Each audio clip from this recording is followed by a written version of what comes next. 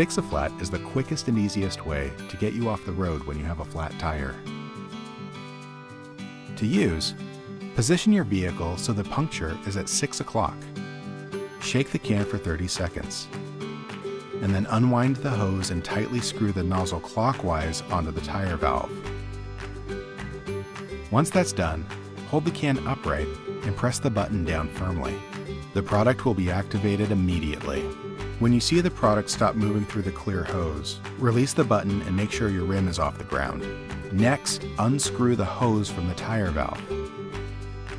Only if the rim is off the ground, drive a short distance to allow your tire pressure to increase and the sealant to spread evenly inside the tire. If needed, air up to manufacturer recommended pressure, which can be found on your door jamb.